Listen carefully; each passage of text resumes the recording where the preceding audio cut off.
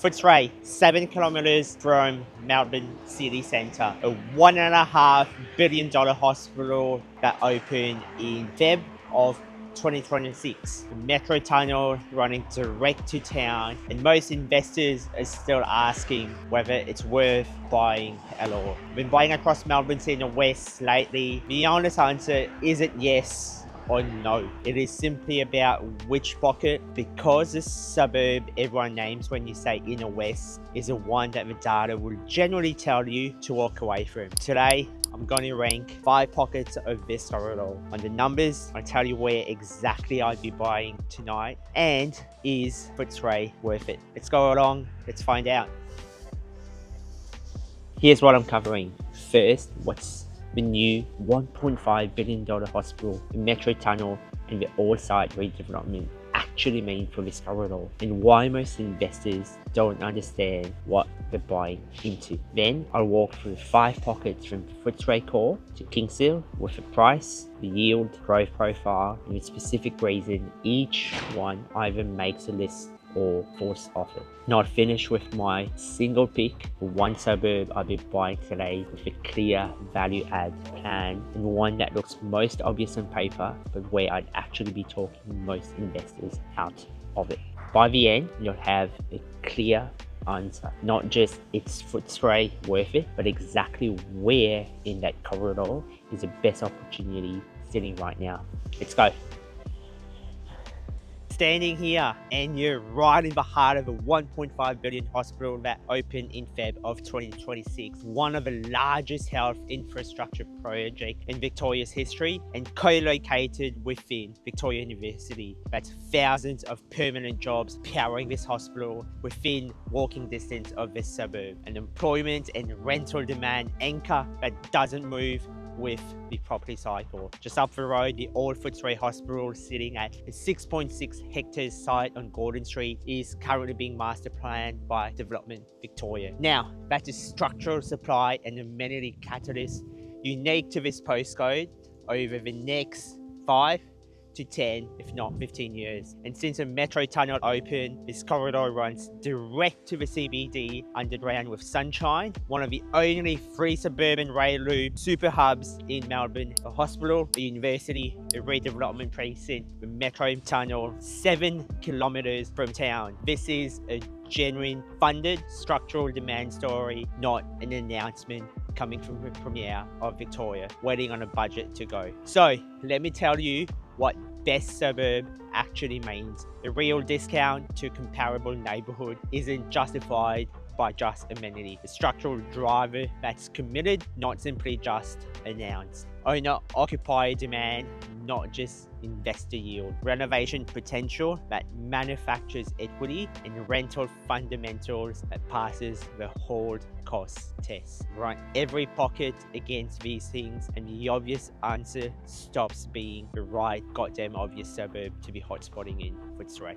There are 5 pockets in this corridor, and they are 5 very different trades. Footscray Core, the name everyone knows, just over $1 million for a house on a 3.16% yield. West Footscray, cheaper, leafier, with the strongest house growth in this corridor at nearly 7% over the past year. Maidstone, quieter, tightly held, $100,000 cheaper than Footscray, with a stronger long-run growth record.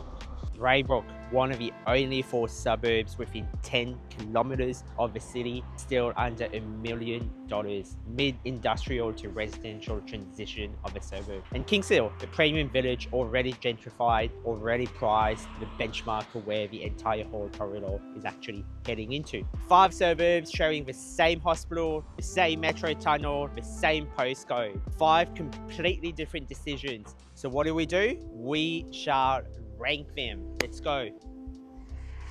If you're buying in this corridor today, my pick is Maidstone houses. And let me tell you why. When you run all of the data set together, not just the headline metrics in isolation, Maidstone comes out on top for houses. The typical house price here is expensive. 950 medium price point, about 100 Rand below West Footscray, 265k below Kingsville for a suburb sharing the same postcode, and the same metro tunnel connectivity. Those at its core, socio-demographic is a whopping 7 out of 10, the upper 30% of Australian suburbs, in a suburb priced almost 100 grand cheaper than Footscray houses right now.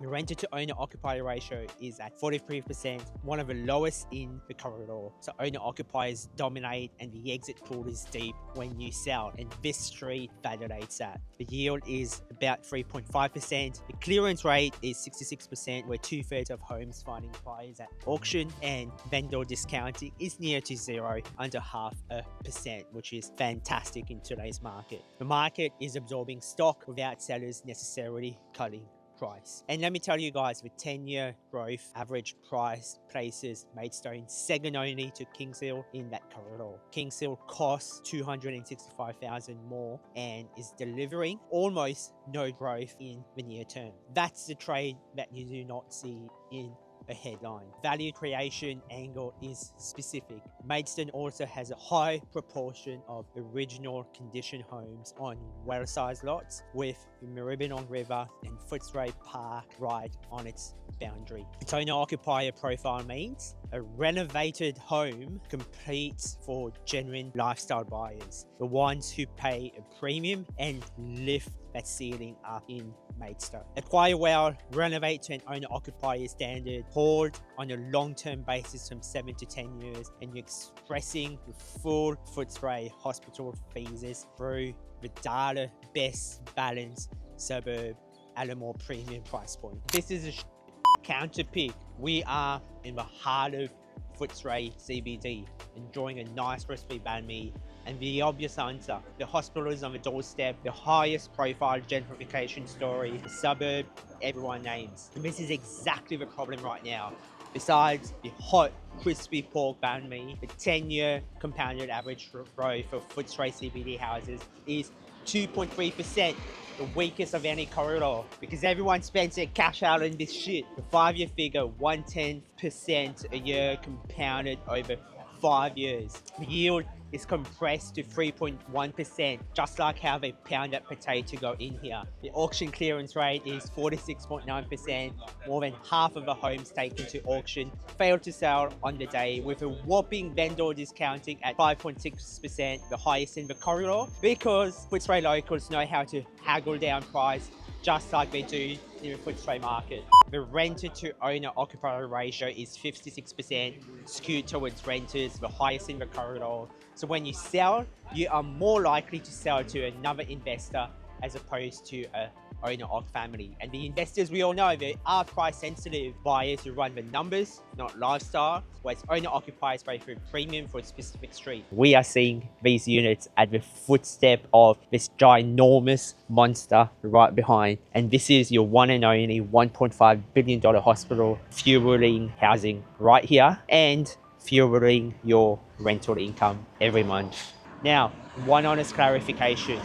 Footscray units tell a different story here. 5.72% yield with a whopping earth out of 8, a low years to own, and with a hospital and the university right here at the doorstep. For units, the income case is genuine. For houses, the growth record and buyer competition signals do not justify the entry price. The suburb within the best name recognition is not the suburb with the best data profile. Before the verdict, 2 pockets where the window hasn't necessarily closed, and both of them are units, not houses. The hospital and the university don't fill houses. Typically you're filling units.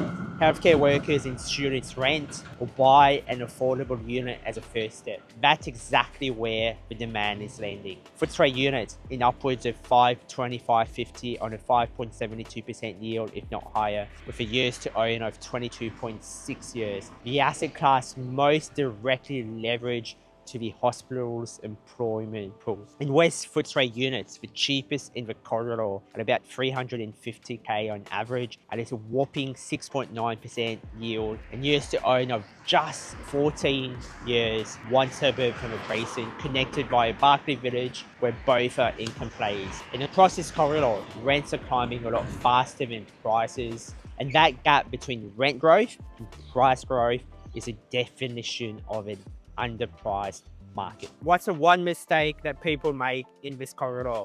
They buy on the suburb name instead of testing the yield and the clearance rate against the entry price. Every suburb here is in an increasing cycle, but an increasing cycle simply does not mean that every price point is an equal opportunistic buy. The specific version in 2026 is buying Footscray houses at over $1 million because it's the most recognizable name within the hospital on its doorstep. The buyer sees the headline and they don't run the hard cost test.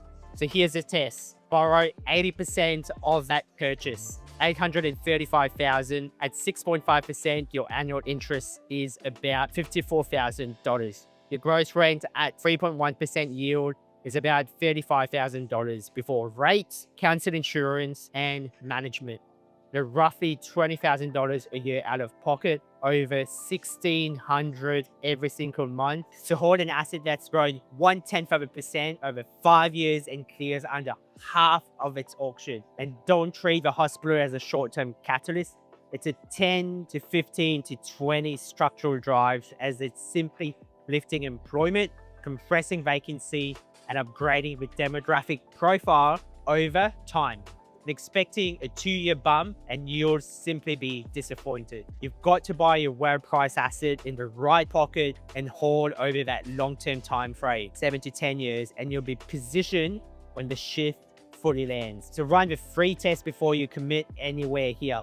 1, does the rent cover enough of your interest that you can hold through a full cycle without being forced to sell? Number 2, are you entering at the beginning of a growth run or at the top of one? And number 3, when you eventually sell, who's competing to buy? Investors or owner-occupiers? You run the hold cost test before you commit. If the rent doesn't cover enough of the interest to hold through a full cycle, no infrastructure story justifies the entry. You don't want to be haggling and discounting your Footscray home like you haggled out here in the meat markets of fixed rate. 5 pockets ranked on risk-adjusted opportunity from best play to walk away, and with 1-word verdict on each Footscray suburbs. Is it worth it? Maidstone houses the absolutely peak, the second best 10-year growth with a 66% clearance rate, near 0 discounting, and a fantastic deep owner-occupier pool, and 100k below Footscray. Absolutely worth it if you are renovator by heart. Number 2, West Footscray houses, best for growth, the corridor's strongest house growth, seeing over 6.74%. Owner-occupier dominant with a Barclay Village lifestyle and anchor. Worth it. Footscray CBD, but Footscray units. The power horse yield window, 5.72% to 6.9% and rising yields. Leverage to the hospital employment pool, the university, with rents continuing to climb faster than prices. Absolutely worth it for a cash yield play. Number 4, Braybrook houses, playing catch up in that sub $1 million price range, transitioning from industrial ghetto to residential house lots. 10.3% growth. It's over the past 3 years. It's one where I would wait and watch. Number 5, the Kingsville houses, the benchmark. Premium village, already gentrified and priced for in. There is very little renovation upside.